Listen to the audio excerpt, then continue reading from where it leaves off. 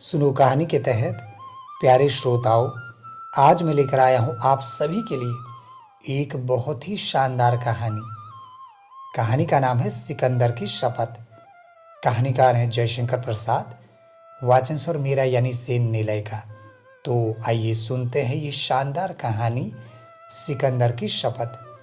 और हाँ प्यारे श्रोताओं, यदि कहानी आप सभी को अच्छी लगे तो चैनल को सब्सक्राइब करना न भूलिएगा।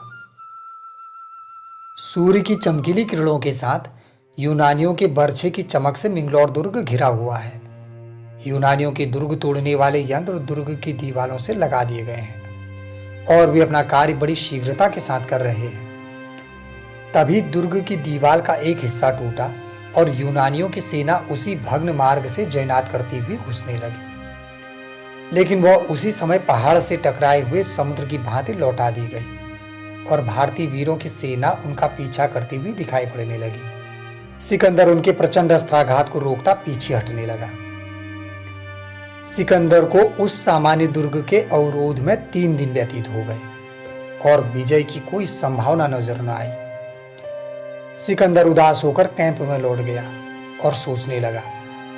बैठे बैठे सिकंदर को बहुत देर हो गई। अंधकार फैलकर संसार को छिपाने लगा, जैसे कोई कपटाचारी अपनी मंत्रणा को छिपाता हो। केवल कभी कभी 2 एक उल्लू उस भीषण रणभूमि में अपने भयावह शब्द को सुना देते हैं। तभी सिकंदर ने सीटी देकर कुछ इंगित किया। एक वीर पुरुष सामने दिखाई पड़ा। सिकंदर ने उससे कुछ गुप्त बातें की और वह चला गया। अंधकार घनीभूत हो जाने पर सिकंदर भी उसी ओर उठकर चला गया जिधर वह पहला सैनिक जा चुका था। दुर्ग के उस भाग में जो टूट चुका था बहुत शीघ्रता से काम लगा हुआ था, जो बहुत शीघ्र कल की लड़ाई के लिए प्रस्तुत कर दिया गया और सब लोग विश्राम करने के लिए चले गए। केवल एक मनुष्य उसी स्थान पर प्रकाश डालकर कुछ देख रहा है। वह मनुष्य कभी तो खड़ा रहता है और कभी अपनी प्रकाश फैलाने वाली मशाल को लिए दूसरी ओर चला जाता है।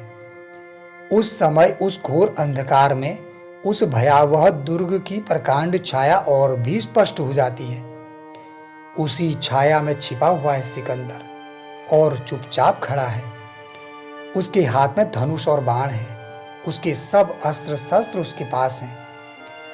उसका मुख यदि कोई इस प्रकाश में देखता तो अवश्य कहता कि यह कोई बड़ी भयानक बात सोच रहा है, क्योंकि उसका सुंदर मुखमंडल इस समय विचित्र भावों से भरा है। अकस्मात उसके मुख से एक प्रसन्नता की चित्कार निकल पड़ी, जिसे उसने बहुत व्यग्र होकर छिपाया।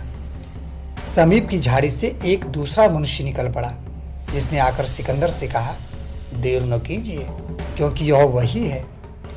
सिकंदर ने धनुष को ठीक करके एक विस्मय बाण दुर्ग पर टहलते हुए मनुष्य की ओर लक्ष्य करके छोड़ा। लक्ष्य ठीक था। वह मनुष्य लुढ़क कर नीचे आ गिरा। सिकंदर और उसके साथी ने झट जाकर उसे उठा लिया, किंतु उसके चित्कार से दुर्ग का दूसरा प्रहरी झुककर देखने लगा। उसने प्रकाश डालकर पूछा, कौन है? उत्तर मिला, मैं दुर्ग से नीचे गिर पड़ा हूं। प्रहरी ने कहा, घबराइए मत, मैं डोरी लटकाता हूं। डोरी बहुत जल्द लटका दी गई। अफगान वेशधारी सिकंदर उसके सहारे ऊपर चढ़ गया। ऊपर जाकर सिकंदर ने उस प्रहरी को भी नीचे गिरा दिया, जिसे उसके साथी ने मार डाला और उसका वेश लेकर उसी सीढ़ी से ऊपर चढ़ गया। जाने के पहले उसने अपनी छोटी सी सेना को भी उसी जगह बुला लिया और धीरे धीरे उसी रस्सी की सीढ़ी से वे सब ऊपर पहुंचा दिए गए। दुर्ग के प्रकोष्ठ में सरदार की सुंदर पत्नी बैठी हुई है। मदिरा विलोल दृष्टि से कभी दर्पण में अपना सुंदर मुख और कभी अपने नवीन नील वसन को देख रही है। उसका मुख लालसा की मदिरा से चमक चमक कर उसी की आंखों में चकाचौंध पैदा कर रहा है। अकस्मात प्यारे सरदार कहकर वो चौंक पड़ी, पर उसकी प्रसन्नता उसी क्षण बदल गई जब उसने सरदार के वेश में दूसरे को देखा। सिकंदर का मानुषिक सौंदर्य कुछ कम नहीं था। अबला हृदय को और भी दुर्बल बना देने के लिए वह पर्याप्त था। वे एक दूसरे को निर्मेष दृष्टि से देखने लगे, पर अफगान रमणी की शिथिलता देर तक न रही। उसने हृदय के सारे बल को एकत्र करके पूछा, तुम कौन हो? उत्तर मिला, शहंशाह सिकंदर। रमणी ने फिर पूछा, यह वस्त्र किस तरह मिला? सिकंदर ने कहा, सरदार को मार डालने के बाद। रमणी के मुख से चित्कार के साथ ही निकल पड़ा, क्या क्या सरदार मारा गया? सिकंदर बोला, हाँ, अब वह इस लोक में नहीं है। रमणी ने अपना मुख दोनों हाथों से ढक लिया, पर उसी क्षण उसके हाथ में एक चमकता हुआ छुरा दिखाई देने लगा। सिकंदर घुटने के बल बैठ गया और बोला, सुंदरी, एक जीव के लिए तुम्हारी 2 तलवारें बहुत थी, फिर तीसरी की क्या आवश्यकता है? रमणी की दृढ़ता हट गई और न जाने क्यों उसके हाथ का छुरा छटक कर गिर पड़ा। वह भी घुटनों के बल बैठ गई। सिकंदर ने उसका हाथ पकड़कर उठाया। अब उसने देखा कि सिकंदर अकेला नहीं है, उसके बहुत से सैनिक दुर्ग पर दिखाई दे रहे हैं। रमणी ने अपना हृदय दृढ़ किया और संदूक खोलकर एक जवाहरात का डिब्बा ले आकर सिकंदर के आगे रख दिया। सिकंदर ने उसे देखकर कहा, मुझे इसकी आवश्यकता नहीं है, दुर्ग पर मेरा अधिकार हो गया है, इतना ही बहुत है। दुर्ग के सिपाही यह देखकर कि शत्रु भीतर आ गया है, अस्त्र लेकर मारपीट करने को तैयार हो गए, पर सरदार की पत्नी ने उन्हें मना कर दिया, क्योंकि उसे बतला दिया गया था कि सिकंदर की विजय वाहिनी दुर्ग के द्वार पर खड़ी है। सिकंदर ने कहा, तुम घबराओ मत, जिस तरह से तुम्हारी इच्छा होगी उसी प्रकार संधि के नियम बनाए जाएंगे। अच्छा, मैं चलता हूं। अब सिकंदर को थोड़ी दूर तक सरदार की पत्नी पहुंचा गई। सिकंदर थोड़ी सेना छोड़कर अपने शिविर में चला गया।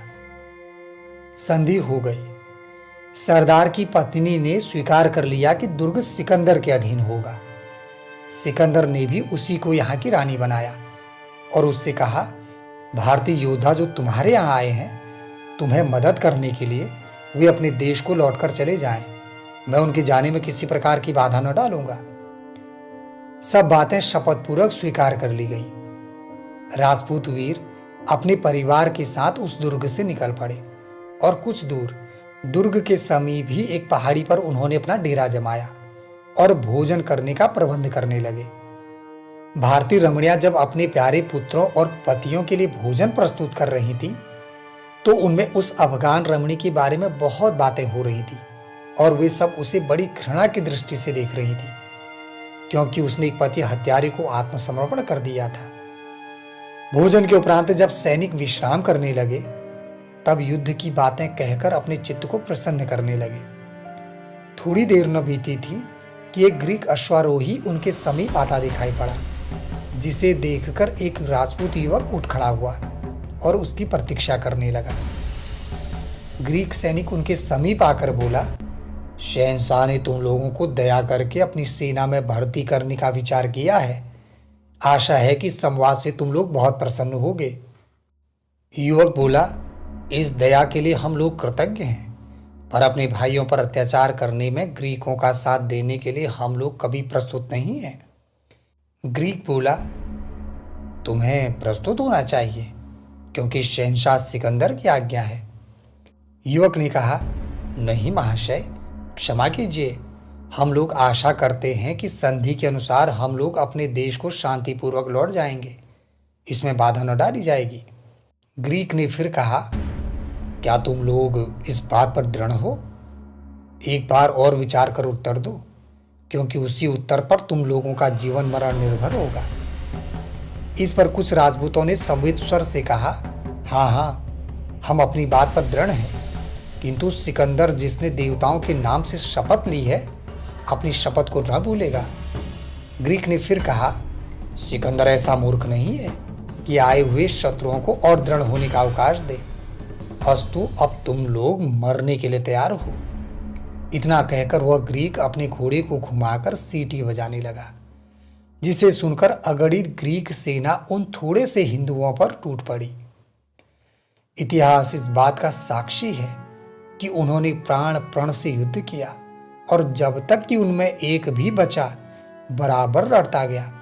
क्यों न हो, जब उनकी प्यारी स्त्रियां उन्हें अस्त्रहीन देखकर तलवार देती थी, और हंसती हुई अपने प्यारे पतियों की युद्ध क्रिया देखती थी, और वे रणचंडियां भी अक्रमणीय न रही, जीवन देकर अपना धर्म रखा।